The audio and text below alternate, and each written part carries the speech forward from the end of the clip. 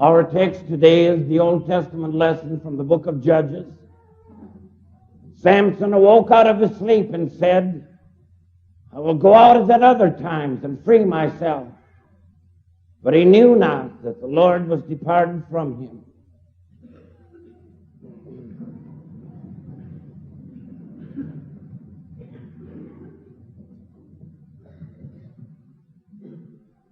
Few stories in all of literature are as tragic as the downfall of the man Samson.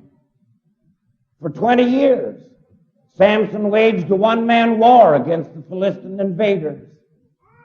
By faith, the Bible tells us, he fought on alone and against overwhelming odds.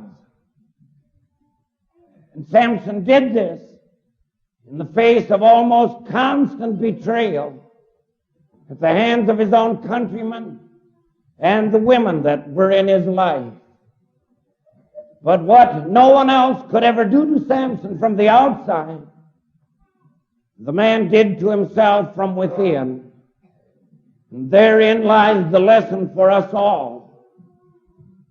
The scene here is so vividly described, it does not even sound like we are reading something that happened a long while ago. We can almost hear the voice of the lovely Delilah and the weakening and the responding words of Samson as he draws closer to the rude awakening. It is not surprising that the man fell in love with this woman. Delilah had more than physical beauty and sensual charm. She was witty and entertaining and a sheer delight to be with as well.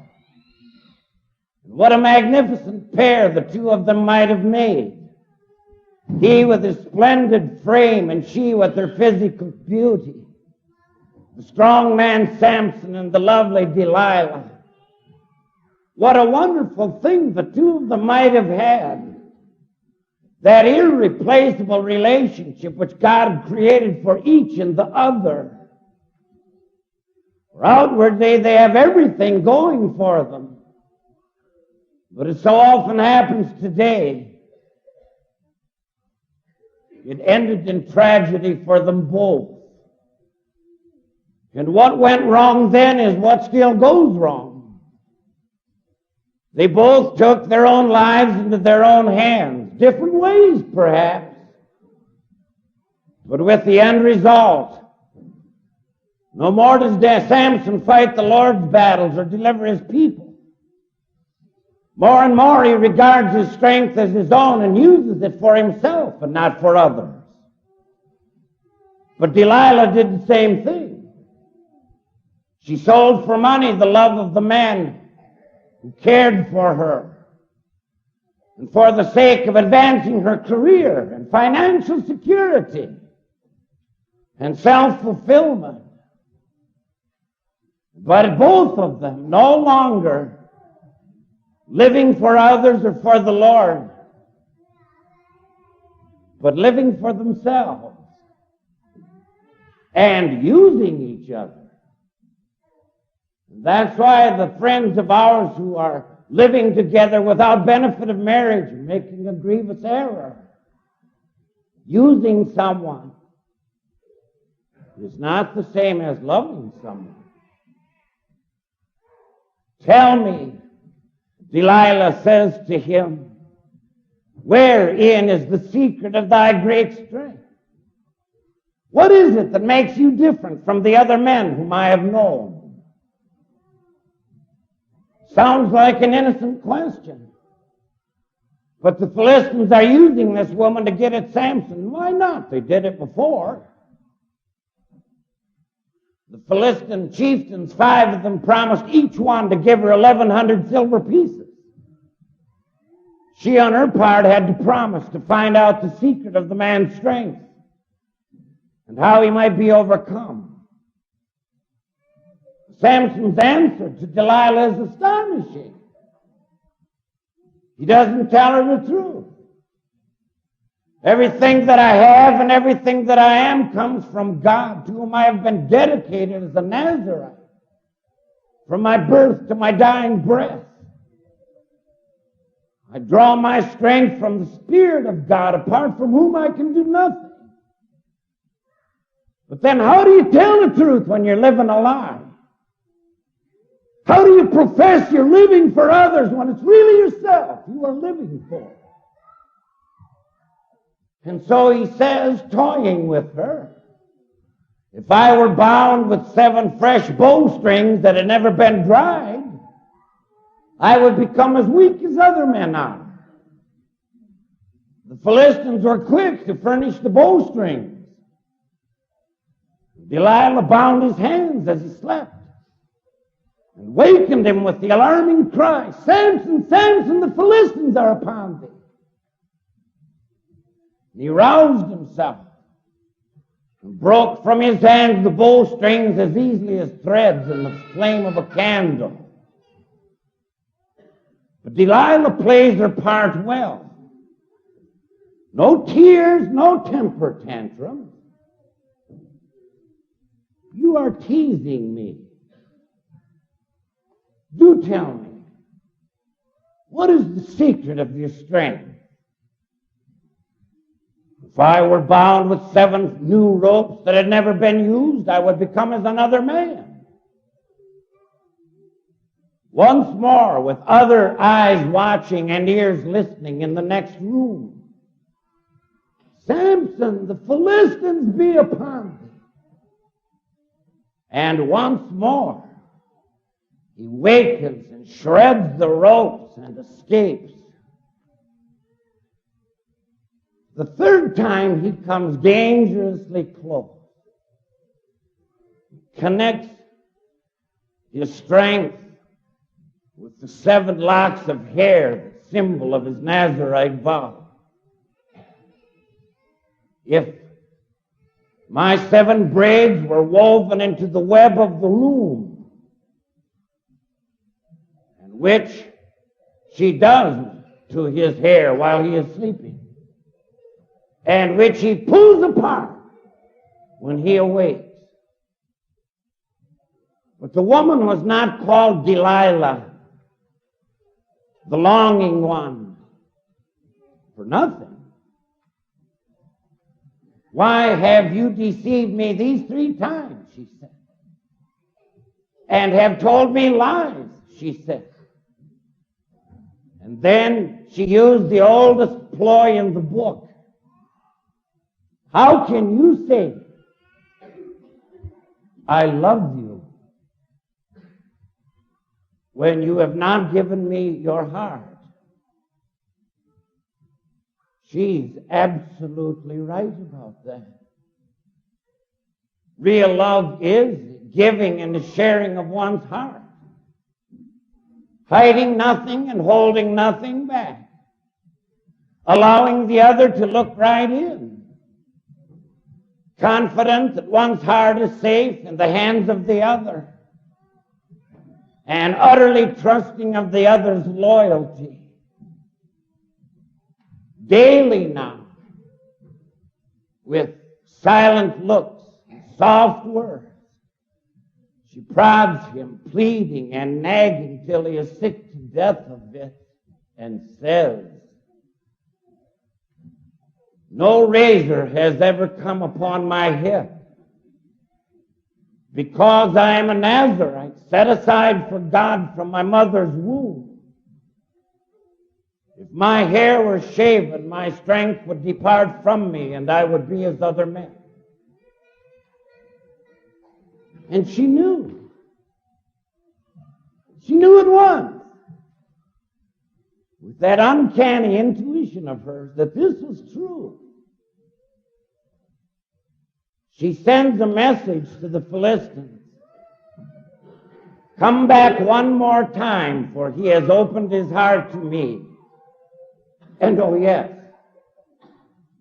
this time bring the money along.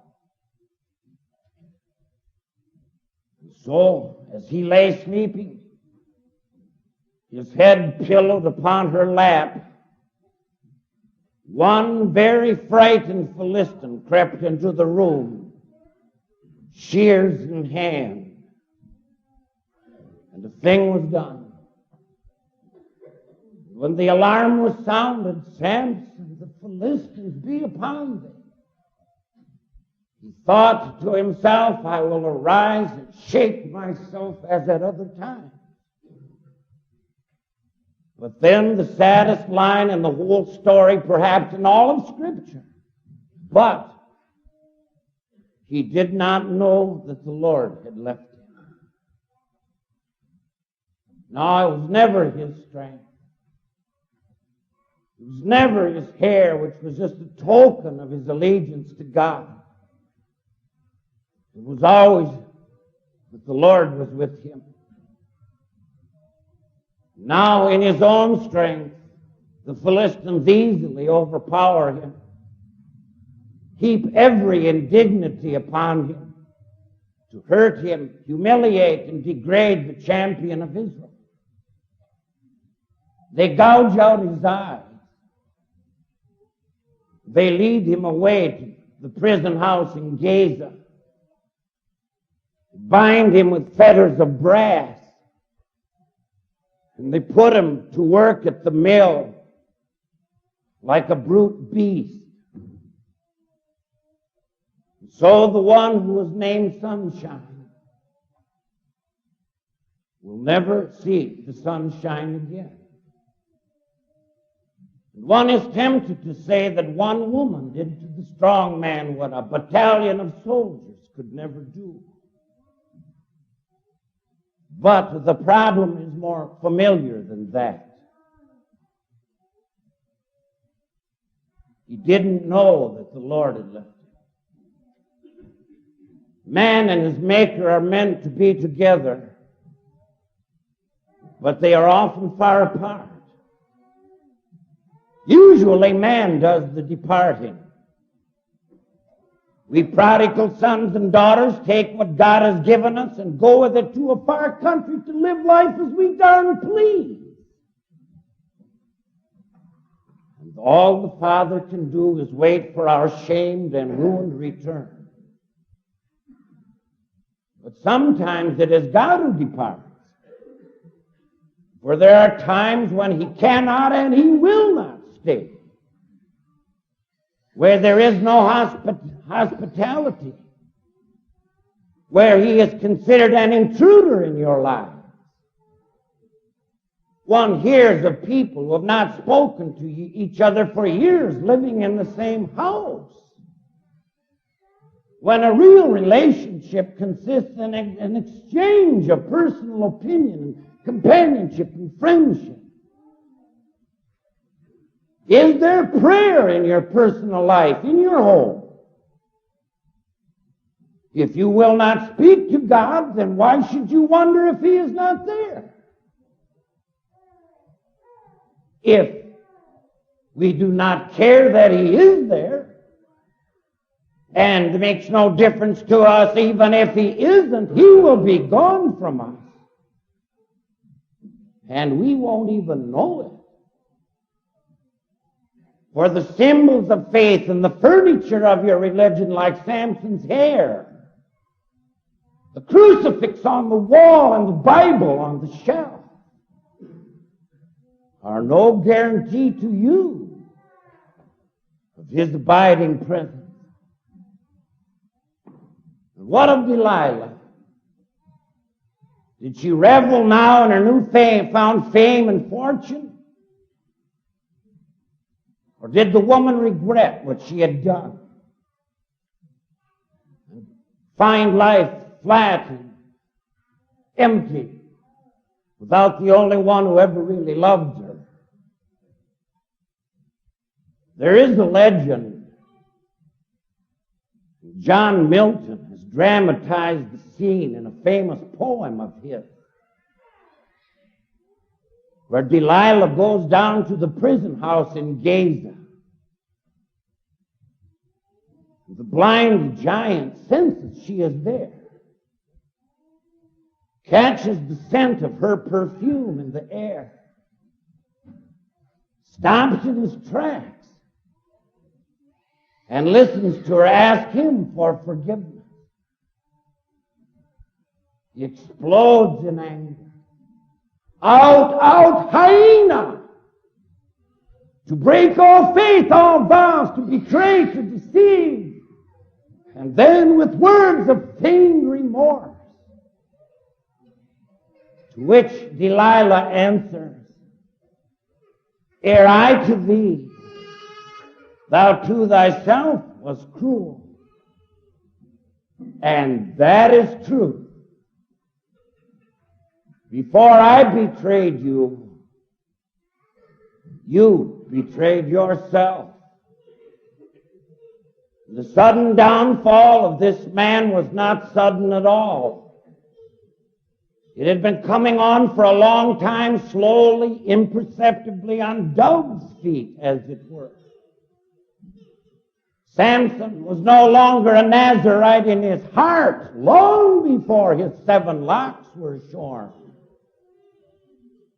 And apart from God and in our own strength, there are all kinds of shears that are ready to snip for us our destruction. And so Christ teaches us to pray, lead us not into temptation, and not lead us out of temptation once we are in it. For once the heart is pounding and the blood is racing, it is too late for you and me.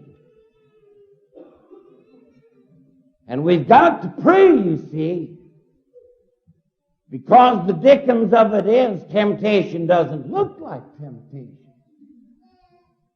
Satan does not appear to you like Satan, wearing the red flannel underwear, with his horns, and a hay fork, and a tail, cloven hooves, and smelling of sulfur. Nobody would be so stupid as to fall for that. But people today who are in jail cells, and others who have ruined their lives and the lives of their families will tell you they didn't mean it to turn out like that. They didn't intend to do evil and be evil. The very reverse is true. They were looking for some excitement, something fascinating, something self-fulfilling. After all, God gave us our passions and our appetites and wants us to be happy, doesn't He? And the beautiful Delilah was also a creation of God, wasn't she? So, the problem for you and me is never out there somewhere. Not that which goeth into a man defileth him. Jesus said it down. Your life is not polluted from the outside, from the inside. That's why the question, where does evil come from, is a question wrongly put. It always implies it comes from somewhere out there. I wish I knew where from. And you and I are never going to get in the clear with God, with ourselves, or with each other till we come clean about that. And say with the prodigal, Father, I have sinned and am no more worthy to be called thy son. Because of Christ, we can make that confession and be wonderfully free, for He has forgiven us. Our only hope is to stay close to Christ. Keep in step with Him. Lean hard on Him. Catch something of that Spirit of His, which would live our lives for others and not ourselves. And He will see us safely through. For the Good Shepherd knows where the pitfalls are, the perils and the dangers. The sheep do not. and pray, leave me not, neither forsake me, O God of my salvation. Amen.